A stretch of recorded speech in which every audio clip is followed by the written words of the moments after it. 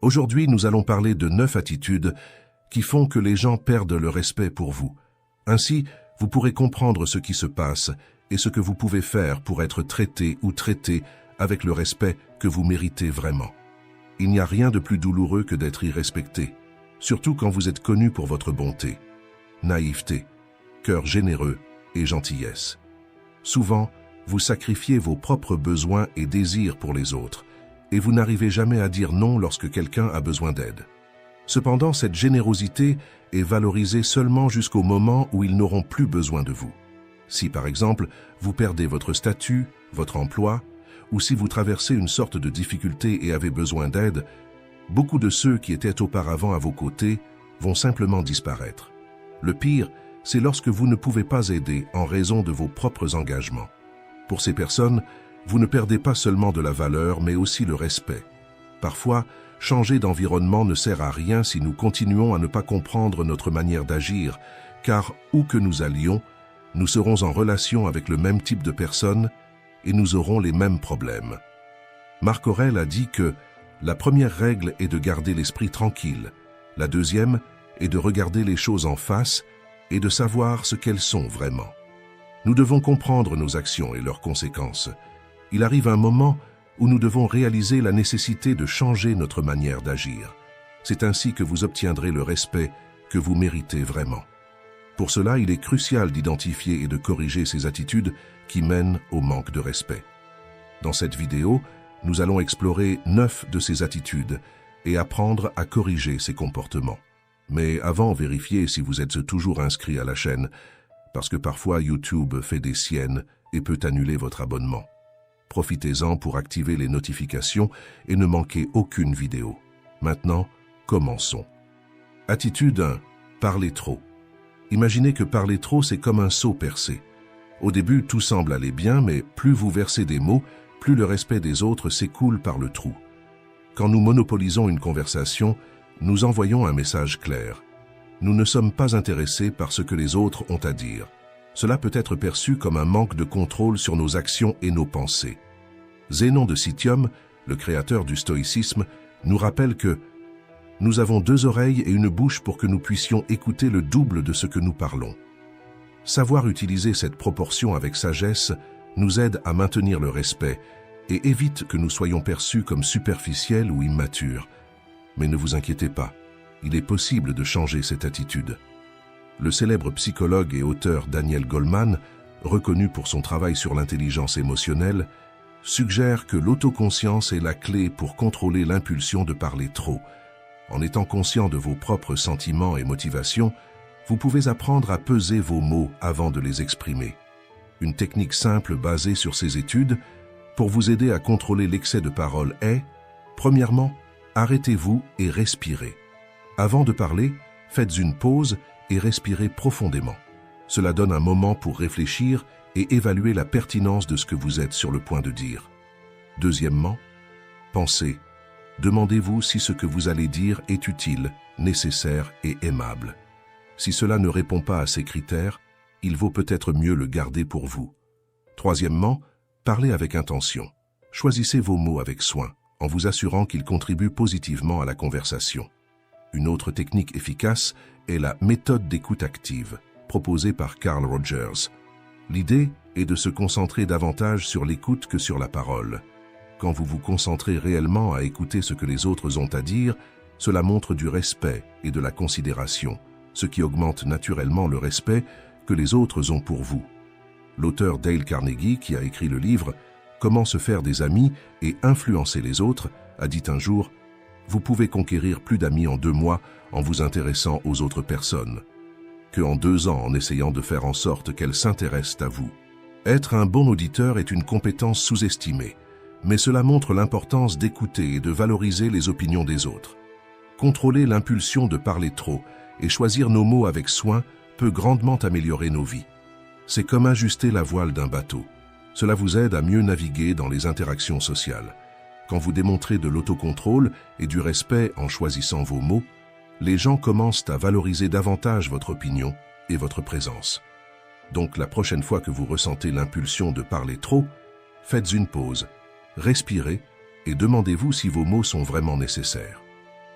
Avec le temps, en adoptant une approche plus réfléchie et contrôlée dans vos conversations, vous n'améliorez pas seulement votre image, mais aussi vous renforcez vos relations. Attitude 2, ne pas savoir dire non. Vous êtes-vous déjà retrouvé à accepter une demande alors que vous saviez que vous devriez refuser? Tout ce que vous acceptez enseigne automatiquement aux gens comment ils doivent vous traiter. Pour gagner le véritable respect dans votre vie, vous devez apprendre à dire non. Ne pas savoir dire non et tout accepter peut sembler une manière de maintenir la paix et de plaire à tout le monde. Cependant, cette mentalité conduit souvent à l'opposé. Elle diminue votre autorité et la valeur que les autres vous accordent. Marc Aurèle disait « La plus grande partie de ce que nous disons et faisons n'est pas nécessaire. Savoir ce qu'il faut refuser est aussi important que savoir ce qu'il faut accepter. Quand vous n'établissez pas de limites claires et cédez constamment, vous finissez par être vu comme une personne faible ou manipulable. Cela attire des personnes qui cherchent à profiter de votre bonne volonté. Il est vital de comprendre que gagner le respect ne signifie pas toujours dire oui à tout. Au contraire, cela implique d'affirmer vos propres besoins et valeurs, même si cela signifie dire non dans certaines situations, décevant ainsi les attentes des autres. Quand vous apprenez à dire non, vous assurez que vos relations soient basées sur le respect mutuel, car en vous positionnant et en établissant des limites, vous démontrez que vous vous valorisez et respectez vos propres besoins. Cela non seulement empêche les autres de profiter de vous, mais aide également à construire une image de force et de détermination. Sénèque nous rappelle « Aucun vent ne souffle en faveur de celui qui ne sait pas où aller ». Ainsi, n'ayez pas peur de dire non quand c'est nécessaire. Le respect de soi est la base pour être respecté par les autres. En apprenant à refuser ce qui ne vous convient pas, vous renforcez votre position et gagnez le respect de ceux qui vous entourent. De plus, cette attitude favorise des relations plus saines et équilibrées, où vos besoins sont aussi importants que ceux des autres. Commencez à pratiquer cette compétence dès aujourd'hui. Observez les situations où vous ressentez la pression d'accepter quelque chose que vous ne désirez pas et essayez de dire non avec fermeté et gentillesse. Rappelez-vous, dire non est un acte de courage et de respect de soi. Et chaque fois que vous le faites, vous êtes plus proche de devenir la personne que vous souhaitez vraiment être. Comprenez que établir des limites claires n'est pas de l'égoïsme, mais plutôt de l'autoconnaissance et de l'auto-soin. Chaque fois que vous dites « non », vous affirmez votre valeur et montrez que vos priorités comptent également. Cela n'améliorera pas seulement la qualité de vos relations, mais augmentera aussi votre confiance en soi et votre estime de soi. Alors, pratiquez l'art de dire « non » et voyez comment cela transforme votre vie et vos interactions. Partagez dans les commentaires si vous avez déjà été dans cette situation de accepter quelque chose de compliqué parce que vous ne saviez pas dire non. Et ce que vous feriez différemment aujourd'hui. Attitude 3. L'impact de permettre d'être interrompu. La communication est la base de toute relation saine, que ce soit au travail, à la maison ou entre amis. Une des attitudes qui fait le plus perdre le respect pour vous, c'est de ne pas vous imposer dans une conversation et de vous permettre d'être interrompu ou interrompu. Quand vous permettez d'être interrompu à tout moment, vous envoyez le message que vos paroles et pensées sont moins importantes que celles de celui ou celle qui vous interrompt. Cela ne diminue pas seulement votre autorité, mais peut aussi amener les autres à vous voir comme quelqu'un qui ne valorise pas sa propre voix. Comme s'ils pensaient ainsi, si même Pierre ne croit pas en lui-même, pourquoi devrions-nous écouter ce qu'il dit? Gardez cette phrase avec vous. Seuls ceux qui se respectent sont respectés. Interrompre quelqu'un, c'est une claire démonstration de manque de considération pour les sentiments et les perspectives d'autrui. Cela indique de l'impatience et une incapacité à écouter activement. Comme l'a dit Stephen Covey, auteur de Les 7 habitudes des gens très efficaces, écoutez avec l'intention de comprendre, non avec l'intention de répondre. Quand quelqu'un vous interrompt, il viole ce principe de base du respect mutuel. Pour maintenir le respect dans les conversations, il est crucial d'établir des limites de manière assertive et éduquée. Si quelqu'un vous interrompt, vous pouvez gentiment dire « Excusez-moi, je n'ai pas encore terminé ma pensée ». Cela montre que vous valorisez votre propre voix et exigez le même respect des autres. En insistant pour être entendu, vous ne réaffirmez pas seulement votre propre respect, mais aussi enseignez aux autres à valoriser votre présence. Cette attitude renforce la dynamique de la conversation, favorisant un environnement plus équilibré et respectueux. Comme l'a souligné la chercheuse Brené Brown, établir des limites claires est un acte d'amour propre. Quand vous établissez un standard de respect mutuel dans les conversations, tout le monde en bénéficie. La communication devient plus claire et efficace, et les relations se renforcent. En conséquence, vous êtes vu comme quelqu'un qui mérite d'être entendu et respecté, augmentant votre autorité et confiance. La communication claire et respectueuse est la clé pour des relations saines. Ne permettez pas d'être interrompu plusieurs fois dans une conversation. Valorisez ce que vous avez à dire, combien vous pouvez contribuer et si cela en vaut la peine, insistez pour être entendu. Attitude 4. Négativité chronique. Avez-vous déjà rencontré quelqu'un pour qui rien n'est jamais bon? Il semble toujours se plaindre, voyant le côté négatif de tout. La négativité chronique use les relations et fait que les personnes autour de vous perdent totalement le respect pour vous et peut également nuire gravement à votre santé mentale et physique. Une étude de l'université de Stanford a montré qu'une vision constamment négative peut augmenter les niveaux de cortisol, l'hormone du stress, ce qui peut entraîner des problèmes de santé tels que l'hypertension, des troubles du sommeil et un système immunitaire affaibli, et même la dépression. Nous croyons généralement que les personnes autour de nous se plaignent beaucoup, mais nous ne nous voyons jamais comme des râleurs.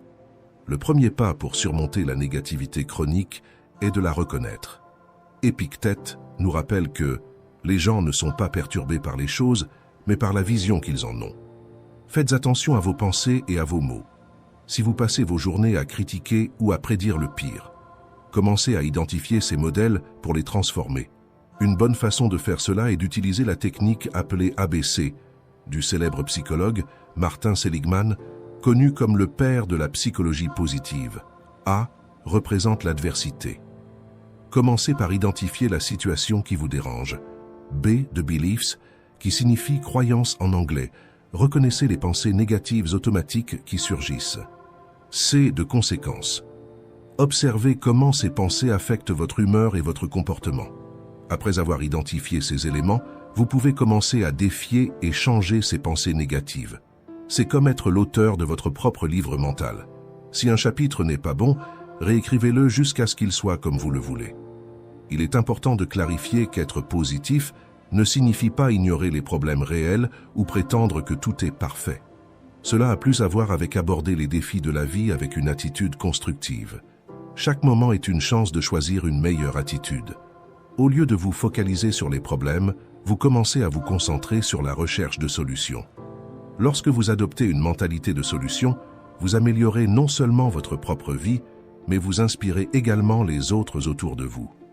Personne ne veut passer du temps avec quelqu'un qui voit un défaut dans tout. Là où le pessimisme se propage, il réduit la productivité et le respect.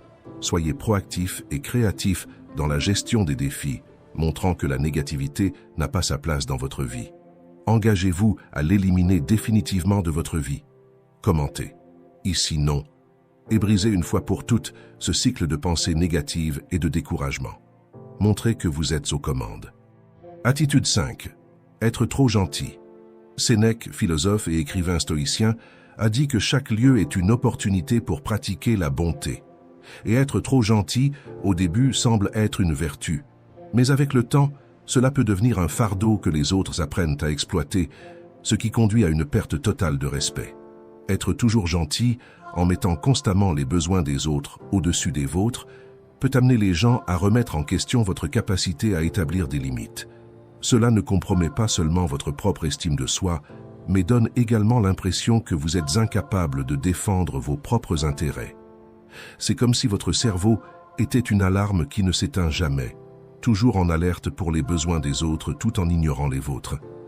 Quand vous cédez aux volontés des autres, surtout face à des comportements inappropriés ou abusifs, vous envoyez le message suivant. Je suis prêt à accepter n'importe quoi. Et lorsque nous nous plaçons dans cette situation, souvent en espérant que l'autre reconnaisse notre valeur, nous finissons par recevoir le pire. Comme l'a dit Marc Aurèle, « Personne ne viendra te sauver, tu dois te sauver toi-même. » Vous déterminez votre valeur, et le moyen de la communiquer aux autres est à travers vos attitudes. Quand vous êtes prêt à accepter n'importe quoi, vous ne vous respectez pas vous-même, et sûrement les autres ne le feront pas. Cela ne signifie pas que vous devez devenir une mauvaise personne à partir de maintenant. Établir des limites et apprendre à dire non, ce n'est pas être insensible ou égoïste. Au contraire, quand vous dites non de manière appropriée, vous montrez du respect pour vous-même. Vous reconnaissez votre valeur et celle de votre temps, en maintenant votre autonomie et votre dignité. Être assertif ne signifie pas être rude ou indifférent. Il s'agit de trouver un équilibre entre la gentillesse et la fermeté, en restant fidèle à vos principes et à vos besoins. Richard Branson, un entrepreneur à succès, a dit un jour « Établissez des limites pour protéger votre paix mentale et votre temps. » Et il a raison. Établir des limites est essentiel pour maintenir le respect des autres et préserver votre propre santé mentale. La vie est trop courte pour se perdre à plaire à tout le monde. Soyez gentil mais ferme, et vous verrez que les gens commenceront à vous respecter, vous et vos priorités. Et, si ces mots ont du sens pour vous, abonnez-vous à la chaîne et activez les notifications pour ne manquer aucune nouvelle vidéo. Attitude 6. Ne pas tenir les promesses. Mentir, omettre ou ne pas tenir les promesses sont des comportements qui détruisent la confiance et le respect des autres. Quand quelqu'un est pris en train de mentir ou échoue à répétition à tenir ses promesses, cela démontre un manque d'intégrité, de responsabilité et de respect pour les engagements pris. Ce type d'attitude nuit à votre propre estime de soi et crédibilité, et fait que les gens se demandent si vous êtes une personne sincère et digne de confiance. Imaginez que tenir les promesses est comme construire un pont. Chaque engagement tenu est une brique qui solidifie cette structure, tandis que chaque promesse rompue est une brique retirée, affaiblissant le pont jusqu'à ce qu'il s'effondre.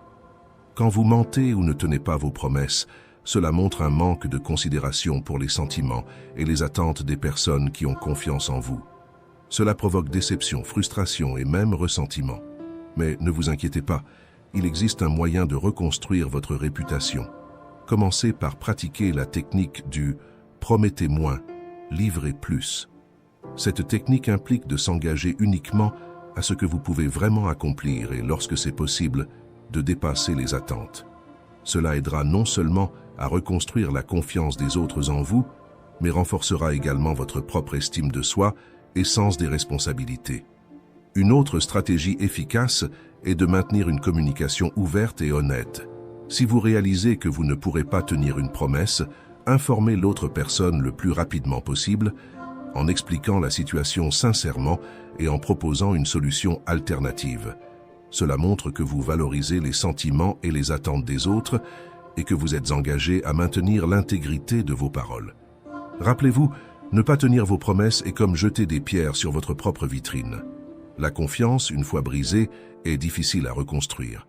Ainsi, valorisez vos paroles, tenez vos promesses et observez comment le respect et la confiance reviennent dans votre vie. Attitude 7. Être égoïste. L'égocentrisme et l'exhibitionnisme sont des comportements qui peuvent rapidement miner le respect que les autres ont pour vous. Quand quelqu'un se vante de ses réussites, exhibant ses réalisations sans considérer l'intérêt ou la permission des autres, cela peut être perçu comme arrogant et insensible. Les gens aiment être écoutés et valorisés, et l'égoïsme fait qu'ils se sentent négligés et dévalorisés.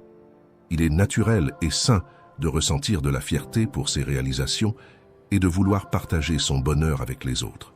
Cependant, exhiber constamment vos réussites, surtout auprès de personnes que vous venez de rencontrer, peut provoquer un malaise et diminuer rapidement le respect que ces personnes ont pour vous.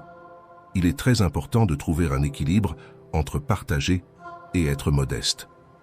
En fin de compte, être égoïste est comme un aimant répulsif pour les gens.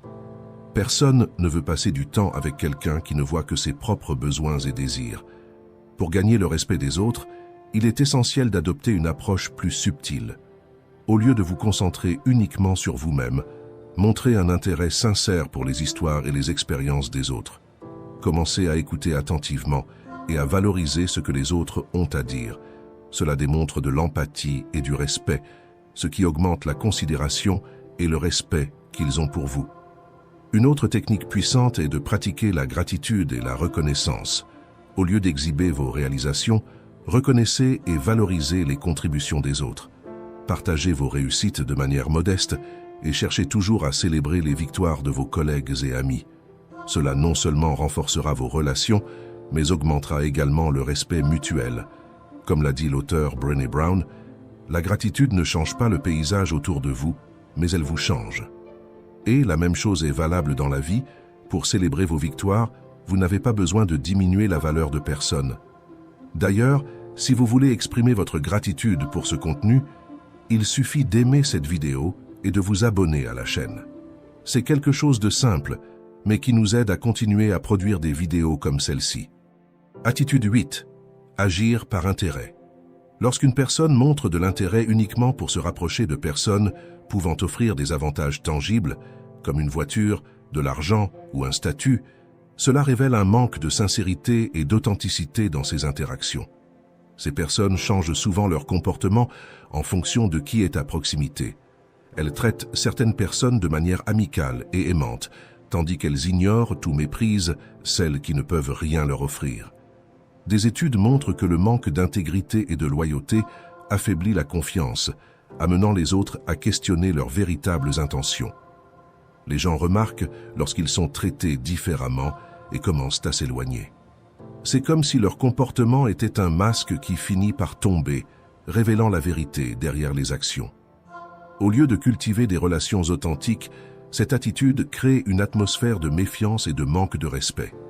Pour gagner et maintenir le respect des autres, il est essentiel d'être authentique. Traiter tout le monde avec la même considération, indépendamment de ce qu'ils peuvent offrir, démontre un caractère fort et fiable. Les relations basées sur l'honnêteté et le respect mutuel sont bien plus précieuses et durables. Demandez-vous, traitez-je cette personne avec sincérité ou avec des arrière-pensées? L'autoréflexion est cruciale pour cultiver l'intégrité. Agir par intérêt, c'est comme construire des châteaux de sable au bord de la mer. Cela peut sembler grandiose au début, mais avec le temps, tout se dissout. Pensez à une situation de votre vie où vous vous êtes senti utilisé. Nous avons tous expérimenté ce sentiment d'une manière ou d'une autre et savons à quel point cela peut être irrespectueux. Pour cette raison, ne causez pas chez les autres ce que vous n'aimez pas vivre vous-même. Pratiquez l'authenticité et traitez tout le monde avec respect. Attitude 9. Agir avec irrespect. Imaginez que le manque de respect soit comme un miroir brisé. Chaque fois que vous manquez de respect à quelqu'un, il devient plus fragmenté, reflétant une image déformée de qui vous êtes. Le respect est une rue à double sens. Si vous souhaitez être respecté, vous devez d'abord respecter les autres. Quand vous ne montrez pas de respect, cela indique que vos préoccupations personnelles sont plus importantes que les besoins et les opinions des autres. Pensons à l'exemple de celui qui veut toujours avoir raison. Cette personne se soucie plus d'avoir raison que d'écouter et de respecter l'opinion des autres. Elle garde souvent sa raison, mais d'un autre côté, repousse tout le monde de sa vie. C'est comme ce vieux dicton. Vous pouvez choisir d'avoir raison ou d'être heureux. Ou, comme Épictète l'a dit, le désir et le bonheur n'occupent pas le même environnement. Nous pouvons choisir d'être heureux et de vivre avec sagesse, ou nous pouvons maintenir nos désirs de possession, d'égoïsme, et de croire que nous sommes meilleurs que les autres. Nous avons une vidéo sur la chaîne qui parle plus de ce sujet. Vous pouvez la regarder dès que vous aurez terminé cette vidéo. Continuons. Des attitudes comme faire des blagues sur l'apparence de quelqu'un, sa situation financière, discriminer ou mépriser des personnes, ou critiquer les autres de manière arrogante et se placer au-dessus d'eux, diminuent le respect que les autres ont pour vous. Ces comportements blessent non seulement les sentiments des autres, mais révèlent également un manque d'empathie et de considération. Croyez-le, le manque de respect peut affecter vos relations autant que la malhonnêteté. Une étude de l'Université de Berkeley a montré que l'absence de respect mutuel peut détériorer les relations personnelles et professionnelles, menant à la méfiance et à l'isolement. Ne pas respecter les autres est comme construire des murs autour de soi. Plus vous faites cela, plus vous devenez isolé et distant des autres. Pour maintenir et gagner le respect, traitez tout le monde avec considération et gentillesse, reconnaissant l'importance de leurs perspectives et sentiments. De petits gestes, comme remercier, présenter des excuses sincères lorsque nécessaire et éviter les jugements précipités, peuvent faire une grande différence dans la façon dont nous sommes perçus par les autres. Mais il est important que vous vous rappeliez que respecter les autres ne signifie pas être d'accord avec tout ce qu'ils disent ou font. Cela signifie reconnaître leur humanité et traiter leurs opinions et sentiments avec considération. C'est votre droit d'avoir une pensée critique, d'analyser toutes les informations, mais cela ne s'étend pas à écraser quelqu'un pour prouver que vous avez raison. Dans la vie, le respect est l'un des fondements les plus solides que vous pouvez construire. Merci de regarder. Une rivière polluée reste une rivière, mais tant qu'elle continue à porter les déchets que d'autres ont jetés en elle, elle ne retrouvera jamais sa pureté. Il en va de même pour ton esprit et ton cœur. Tu traînes silencieusement les maux qui t'ont blessé, les émotions que tu n'as jamais digérées, les souvenirs que tu as préféré pousser au fond. Tu marches avec le poids de ce qui n'est pas résolu, et même si tu souris à l'extérieur, à l'intérieur de toi, ce courant est trouble, chargé, sans la force naturelle qu'il devrait avoir. Le stoïcisme nous enseigne que la vie ne consiste pas à prétendre être calme pendant que tu te consumes de l'intérieur, mais à nettoyer la rivière de tes émotions jusqu'à ce qu'elle coule à nouveau clairement. Ce n'est pas un processus romantique ou doux, c'est une confrontation directe avec toi-même. Il s'agit de regarder ce que tu évites de regarder, d'écouter ce qui te dérange, de lâcher ce que tu portes en silence. Ici, il n'y a pas de raccourci ni de phrases de motivation vide. Il y a un travail réel, psychologique et émotionnel, un chemin qui exige de la discipline et de la crudité pour te libérer de tout ce qui te retient. Au cours de ce voyage, nous parlerons de 8 leçons pratiques inspirées du stoïcisme, non pas comme des théories lointaines, mais comme des outils que tu peux appliquer dans ta vie quotidienne pour te purifier des réactions automatiques, des pensées chaotiques et des relations qui t'épuisent. Chaque conseil est une pièce de ce processus de désintoxication émotionnelle, conçu pour que tu retrouves ta clarté mentale et ta force intérieure. Prépare-toi, car ce qui vient n'est pas confortable. Il ne s'agit pas de l'écouter comme un simple spectateur, mais d'oser l'appliquer dans ta propre vie. Celui qui suit ce chemin ne cherche pas un réconfort superficiel, il cherche un véritable pouvoir sur lui-même. Et si tu décides de rester jusqu'à la fin, tu découvriras que derrière l'inconfort et le silence se trouve quelque chose que peu de gens atteignent, la liberté de ne pas être esclave de ce que tu ressens, ni de ce que les autres essaient de projeter sur toi. 1. Fais une pause avant de réagir. Une allumette allumée peut éclairer une pièce sombre, mais si tu la rapproches trop de la poudre à canon, le résultat ne sera pas de la lumière, mais de la destruction. C'est ainsi que fonctionnent tes réactions. Une impulsion mal contrôlée peut ruiner ce que tu as construit pendant des années, peut brûler des ponts, peut laisser des cicatrices sur des personnes qui ne méritaient pas ton débordement. Le problème n'est pas dans le stimulus, mais dans la façon dont tu choisis de répondre. Et la vérité est que la plupart des gens vivent comme des esclaves de leurs impulsions, croyant qu'ils n'ont pas d'autre choix que de réagir instantanément, comme s'ils étaient des marionnettes de ce qui se passe à l'extérieur. Le stoïcisme enseigne le contraire. Entre ce qui se passe et ta réponse, il y a un espace invisible. Cet espace est petit, mais il contient la différence entre un être humain faible qui se laisse emporter et un être fort qui domine son monde intérieur. Épictète l'a dit clairement. Ce ne sont pas les faits qui nous perturbent, mais l'interprétation que nous donnons à ces faits. Et à cet instant, dans cette pause, ton destin se définit. Chaque fois que quelqu'un te provoque, quand un mot offensant arrive à tes oreilles, quand un geste t'allume de l'intérieur, tu as l'occasion de prouver ta force. Le faible réagit instantanément, décharge sa colère, lance des mots qu'il regrette plus tard. Le fort respire, s'arrête, regarde la situation comme s'il était un étranger, et alors il choisit. Cette pause est une arme psychologique, un bouclier qui te sépare du chaos et te permet de répondre avec stratégie plutôt qu'avec impulsivité. Ne confonds pas la pause avec la lâcheté. Il ne s'agit pas de rester immobile comme un meuble, ni de se laisser marcher dessus. La pause est un calcul conscient, un espace où tu décides quel mouvement tu feras. C'est comme le guerrier qui mesure la distance avant de porter le coup. Le fou se lance sans réfléchir et meurt à la première tentative. Le sage attend, observe et agit avec précision. Cette différence marque qui a le contrôle et qui est contrôlé. Pratiquer la pause, c'est entraîner ton esprit dans le quotidien. Dans le trafic, quand quelqu'un s'interpose brusquement, au lieu de crier ou de maudire, respire et répète dans ta tête « Je ne vais pas donner ma paix à cet étranger ». Quand un membre de ta famille cherche à te provoquer avec des commentaires sarcastiques, au lieu de tomber dans son jeu, garde le silence et analyse s'il mérite ton énergie.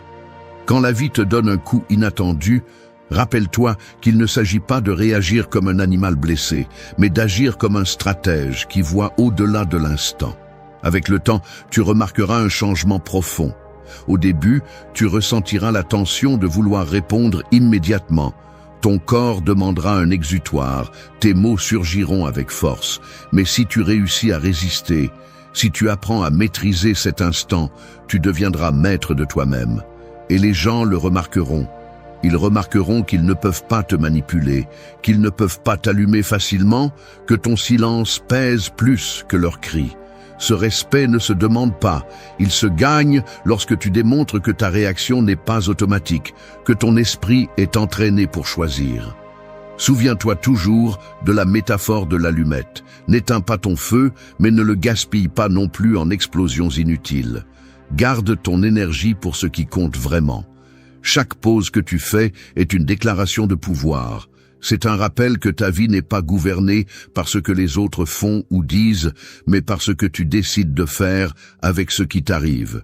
Et quand tu comprends cela, tu deviens libre. Parce qu'au final, réagir sans réfléchir, c'est être esclave du monde. Mais faire une pause, respirer et choisir fermement, c'est toujours être maître de son destin. 2. Observe tes émotions sans être elles. La mer peut se déchaîner avec des tempêtes, soulever des vagues violentes et rugir avec fureur, mais dans ses profondeurs, il y a toujours du calme. Ce calme profond est ta véritable essence, tandis que les vagues sont tes émotions.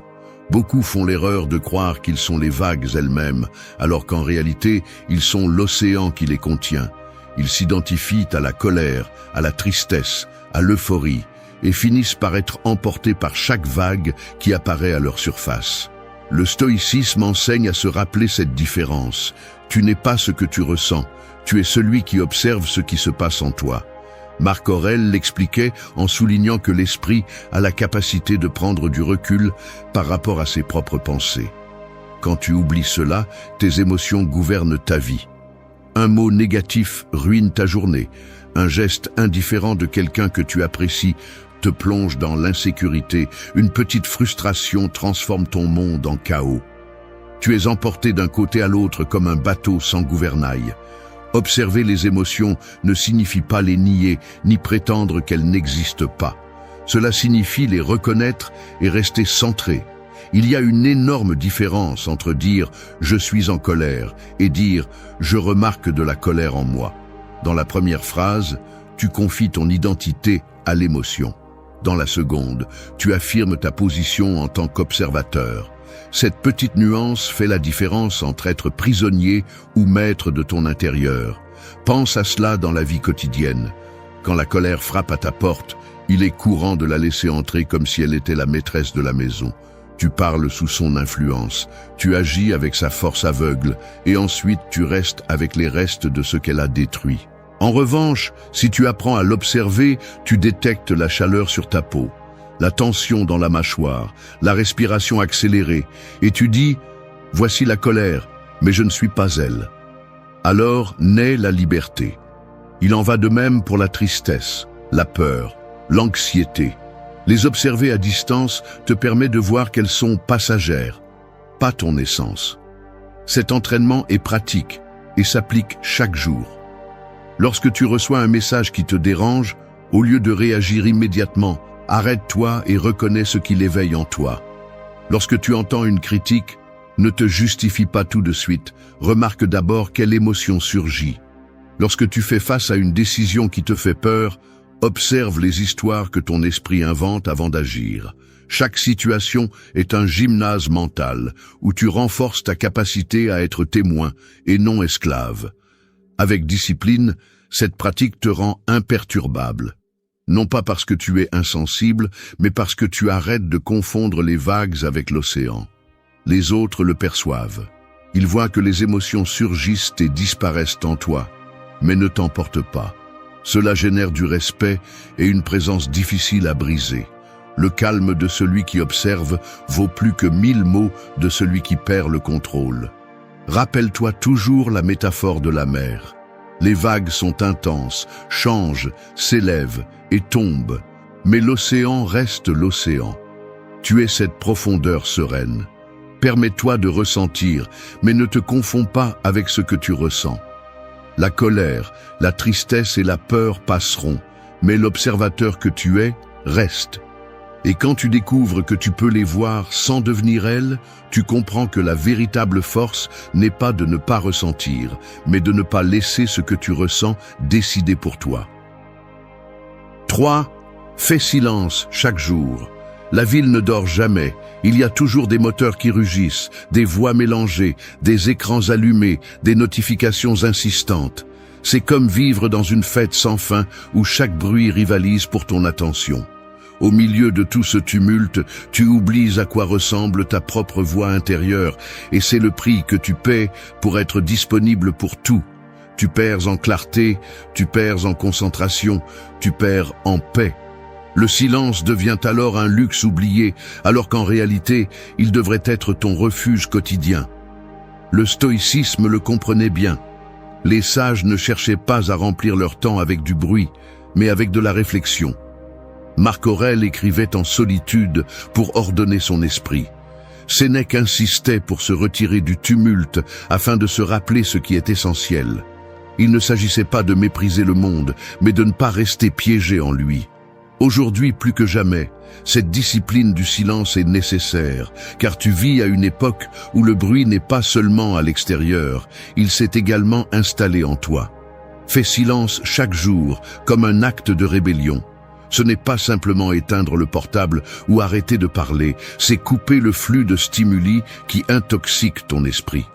Commence par 1 minute, ferme les yeux, respire et affronte ce vide que tu crains tant. Tu découvriras combien c'est difficile. Ton esprit se désespère, cherche quelque chose pour se divertir, veut remplir le vide avec n'importe quoi. Et c'est là que commence la purification. Quand tu résistes à cette urgence, quand tu restes en silence, même si cela te met mal à l'aise, tu commences à retrouver ta clarté.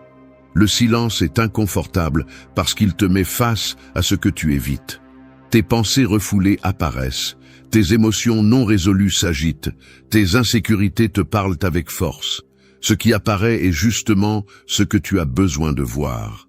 La plupart des gens fuient vers le bruit parce qu'ils ne supportent pas leur propre écho intérieur.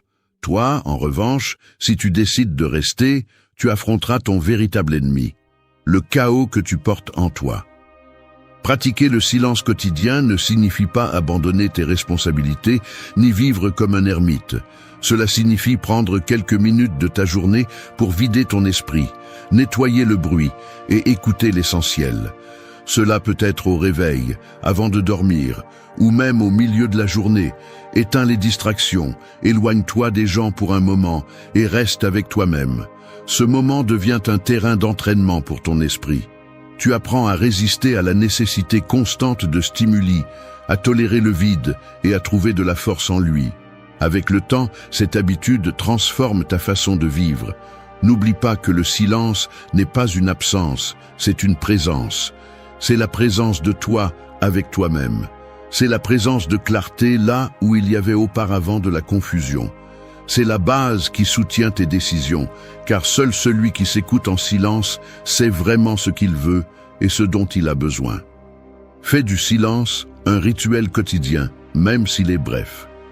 5 minutes peuvent suffire pour réinitialiser ton esprit et nettoyer le bruit accumulé.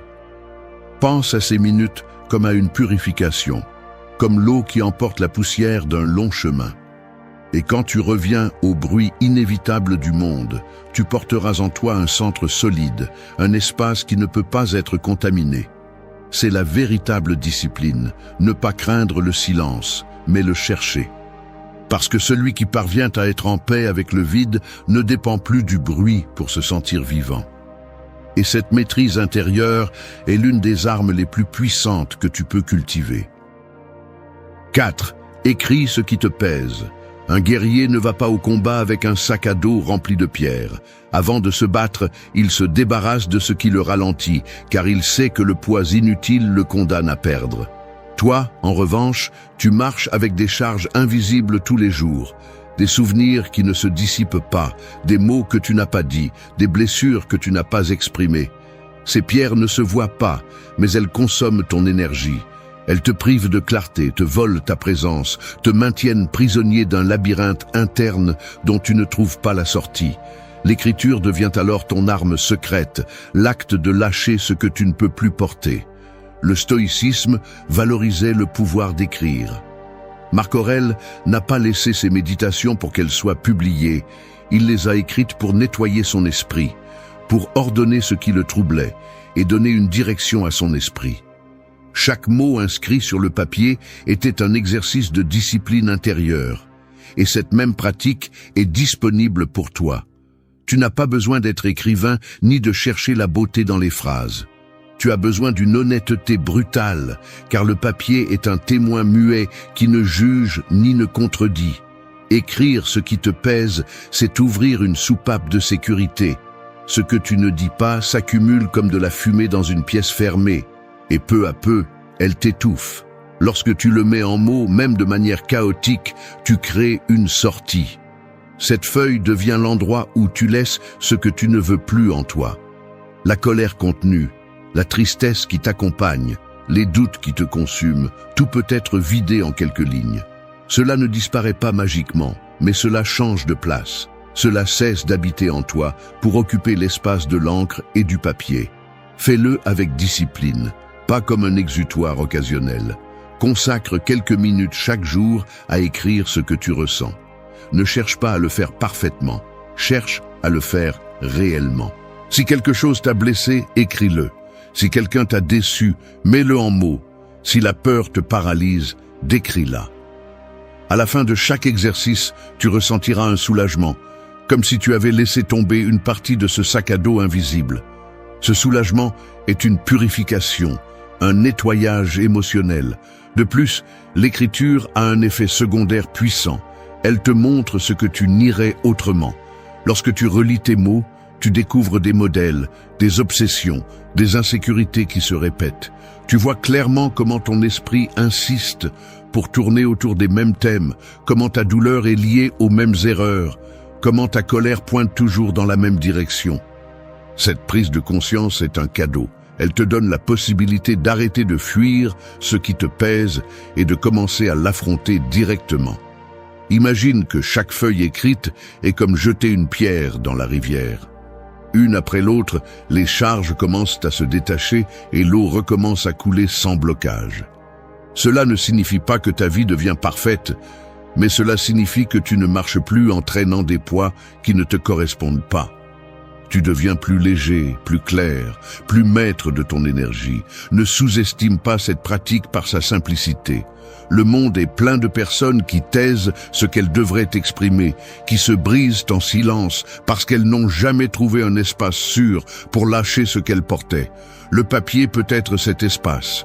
Il ne te trahira pas, il ne te demandera pas d'explication, il n'utilisera pas tes confessions contre toi. Il recevra simplement ce que tu lui donnes et le transformera en clarté. Fais de l'écriture une habitude, même si elle est brève. Une page par jour peut faire la différence entre rester coincé dans tes charges ou commencer à te libérer d'elles. Écris ce qui te pèse, transforme-le en mots et puis laisse-le partir. Cet acte simple peut te sauver de années de répression et de confusion. Parce qu'un guerrier ne gagne pas par la force brute. 5. Accepte tout avec amour. Le feu ne se plaint pas de ce qu'il consume. Il brûle avec la même intensité face à un tronc sec qu'à une branche humide. Il ne distingue pas entre ce qui est facile et ce qui est difficile. Il transforme simplement tout en chaleur et en lumière. C'est ainsi que tu devrais affronter ta vie, en acceptant chaque circonstance, agréable ou douloureuse, comme une partie du matériel qui alimente ta force.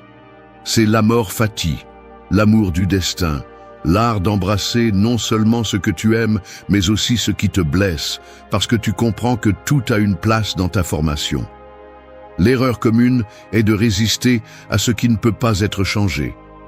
Tu te plains de ce qui s'est passé, tu maudis ce qui est devant toi, tu perds de l'énergie à souhaiter que la réalité soit différente. Cette lutte est inutile, car rien de l'extérieur n'obéit à tes désirs. La souffrance ne vient pas de l'événement lui-même, mais de la résistance. Quand tu refuses d'accepter, tu deviens l'esclave de ce qui s'est déjà passé. Le stoïcisme enseigne que le véritable pouvoir réside dans la transformation de chaque coup en enseignement, chaque chute en élan, chaque blessure en cicatrice qui te rappelle de quoi tu es fait. Accepter avec amor fati ne signifie pas te résigner. Se résigner, c'est baisser la tête et supporter sans sens.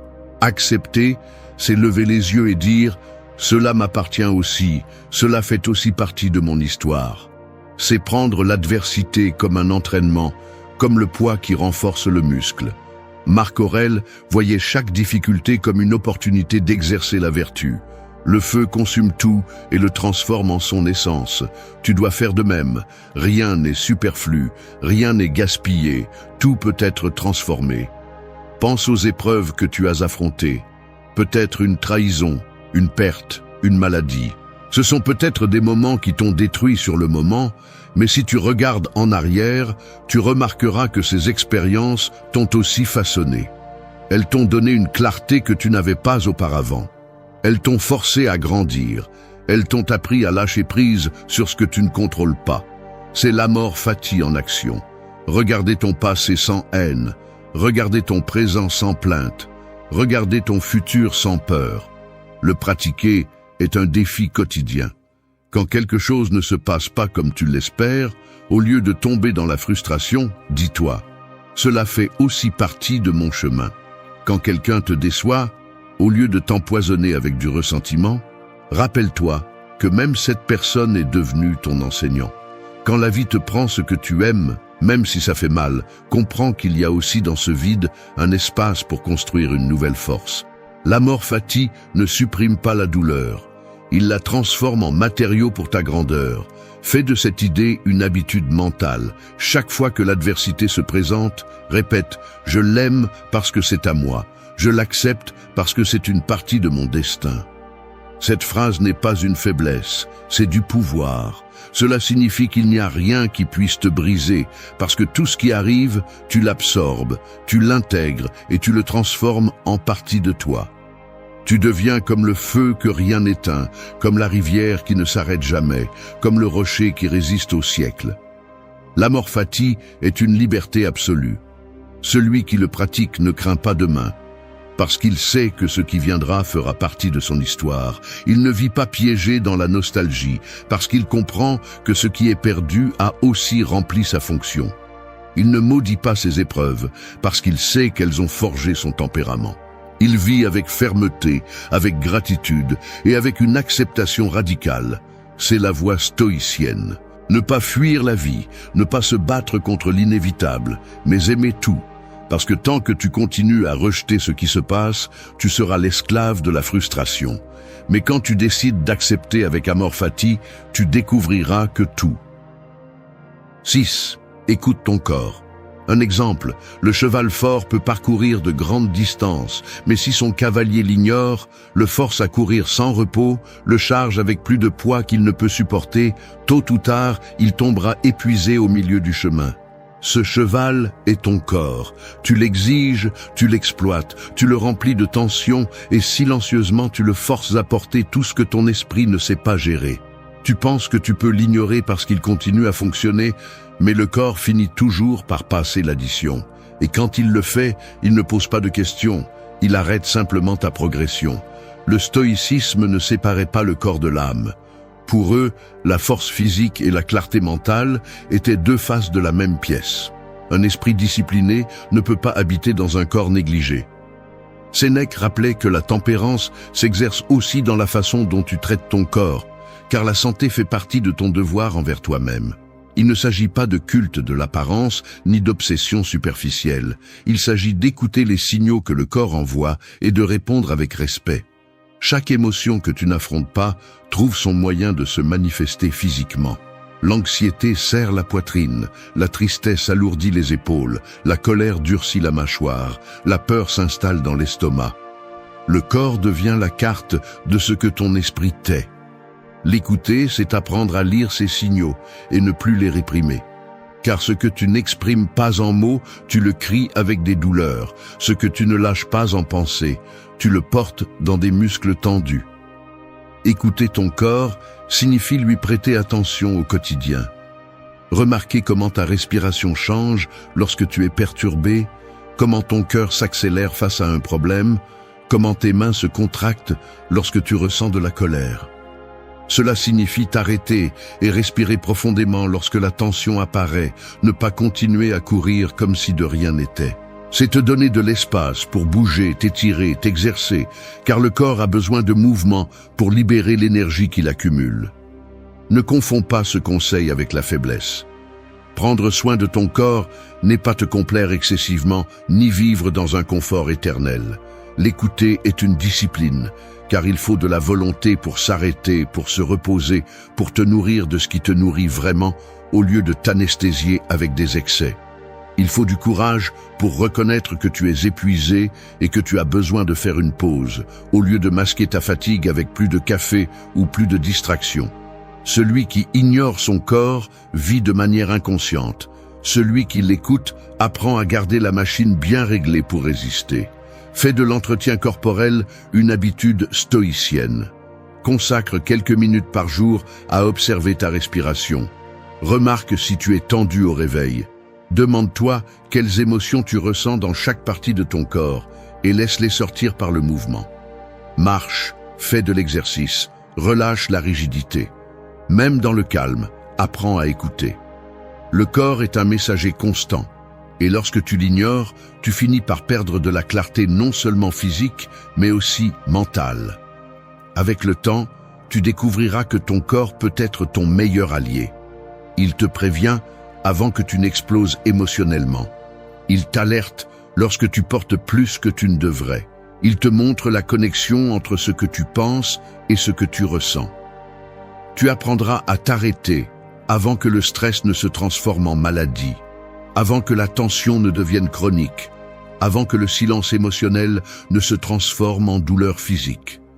Celui qui écoute son corps n'est pas faible, il est sage, parce qu'il comprend que la véritable force ne consiste pas à ignorer les signaux, mais à les honorer pour continuer à avancer avec résistance et avec un véritable pouvoir.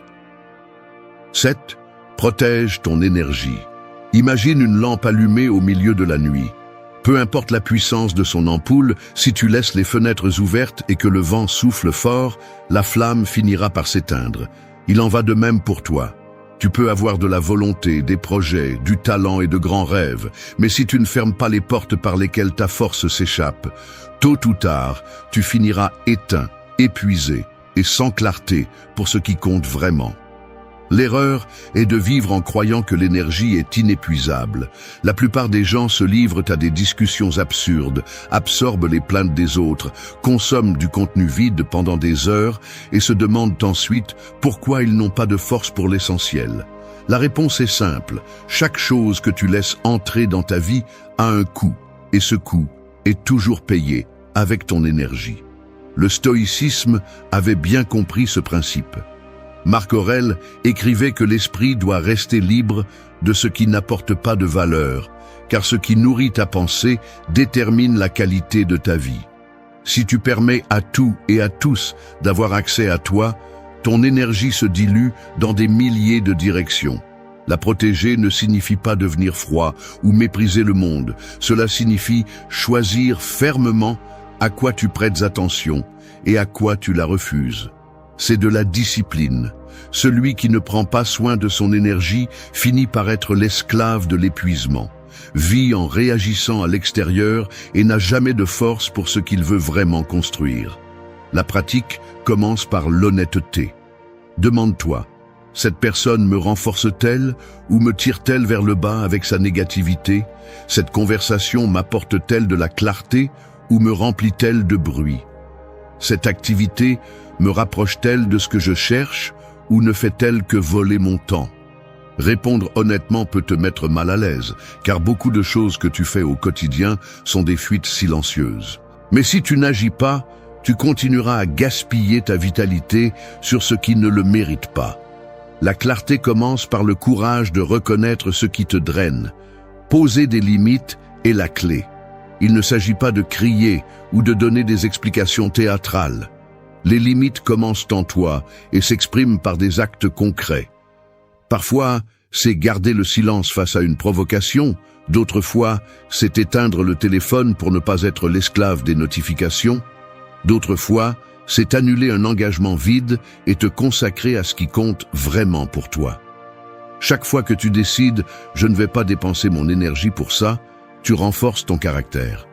Chaque limite est un mur invisible qui protège ta paix. Avec le temps, tu verras comment tout change.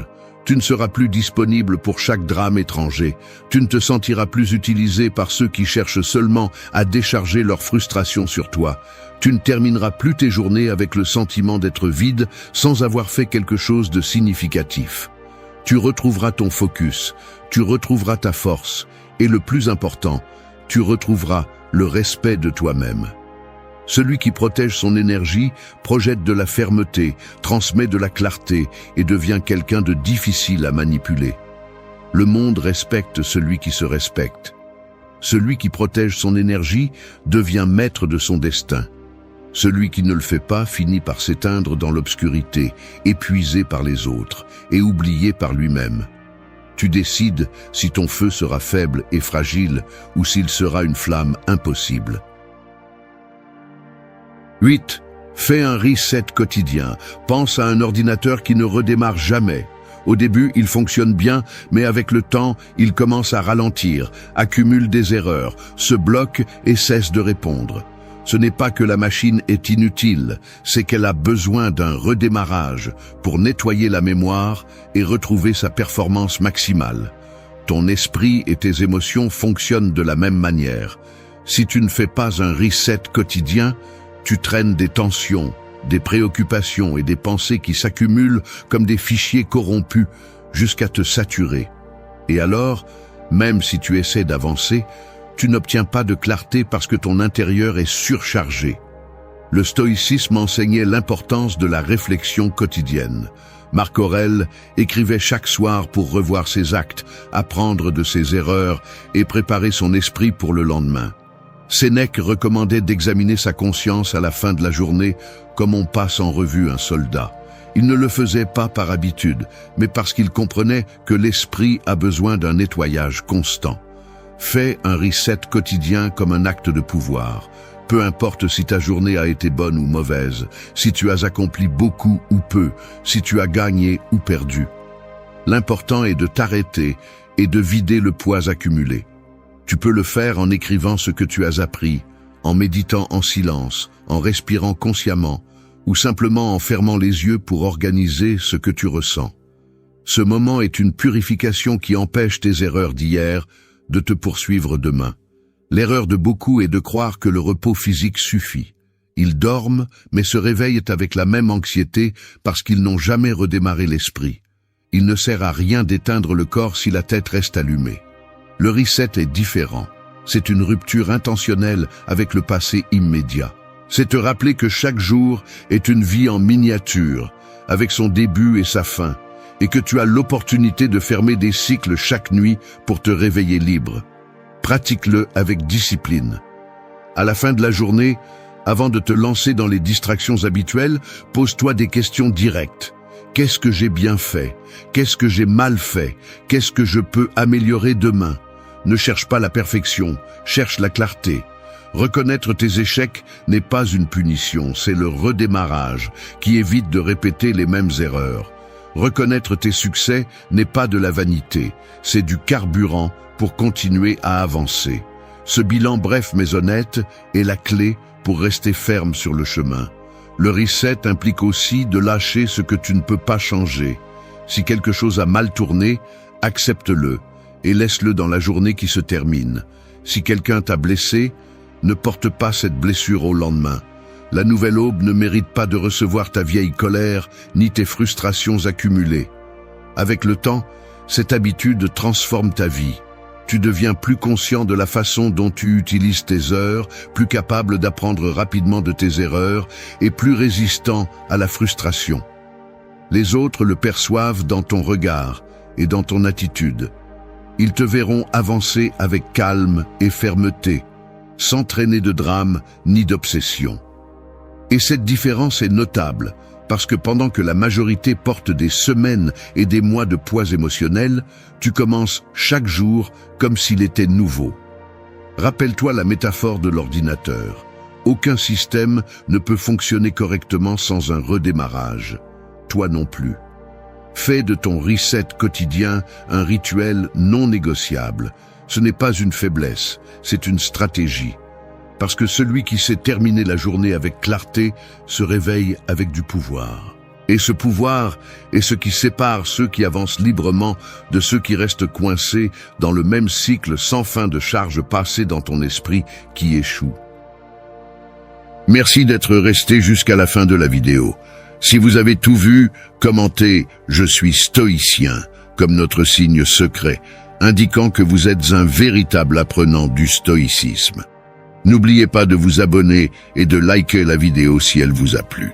Rendez-vous dans la prochaine vidéo et rappelez-vous, continuez à cultiver votre esprit stoïque.